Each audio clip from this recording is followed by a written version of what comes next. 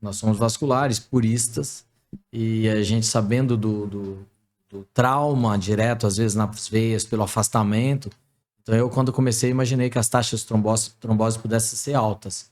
Então eu fazia o que a gente chama de profilaxia, que é a prevenção, preconizada para outras cirurgias com alta chance de trombose. E a gente tinha uma taxa de hematoma, porque quando você dá a profilaxia para trombose, deixa o sangue mais fino. Então aumenta a chance de sangramento. Então isso acabava incomodando a gente, as taxas de hematoma, de sangramento. Às vezes no décimo pós-operatório, paciente em casa, no 15º, ia fazer um esforço, fazia hematoma. E isso fez com que a gente reavaliasse essa indicação, esse uso de anticoagulantes.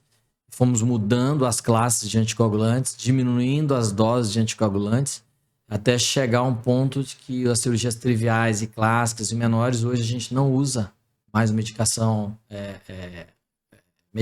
só medidas mecânicas, e com as taxas de trombose extremamente baixas e com a taxa de hematoma também muito baixa.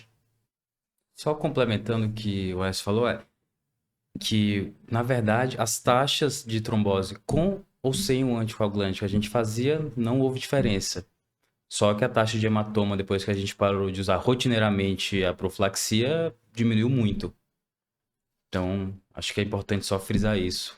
E uma outra coisa também impressionante, que a taxa deles de sucesso, existe uma complicação que a gente tem que comentar, e a gente comenta no pré-operatório, que é o risco da ejaculação retrógrada no homem. Quero saber o que é essa ejaculação retrógrada e qual que é o segredo para vocês terem uma taxa tão baixa. Então, a ejaculação retrógrada é quando o homem, né, ele ejacula, só que não sai para fora do pênis. O sêmen vai para dentro da bexiga. Então, na verdade, não é disfunção erétil. Ele não fica impotente. Continua tendo ereção, tendo relação sexual, só que o sêmen não vai para fora. Então, acaba ficando infértil. Isso acontece por quê? Porque durante a dissecção, você está procurando o plexo hipogástrico, né? Isso. Vou te mostrar. O plexo, a vesícula seminal, que é essa vesículazinha que joga o sêmen para fora, existe uma inervação e que passa ali sobre a coluna. Então, quando você faz uma via anterior, você pode ter lesão dessa inervação por causa da via de acesso propriamente dita, porque machuca esses nervos.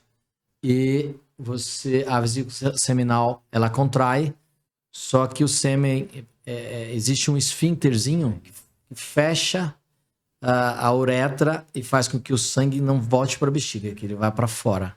E quando você tem uma lesão desse plexo, que é o plexo hipogástrico superior, essa inervação, esse esfíncter fica aberto e o sêmen volta para a bexiga. Então, como evitar isso? Fazer dissecções muito pontuais, não cortar muita coisa, não usar o bisturi elétrico, que é uma ferramenta que a gente usa muito para fazer hemostasia, para queimar, para cauterizar sangramento, que é o bisturi elétrico. A gente evita também usa ele, que é o que a gente chama de bipolar, que é um bisturi específico que libera calor só entre as próprias pás. Então a gente usa somente o bipolar, mesmo assim com muita parcimônia.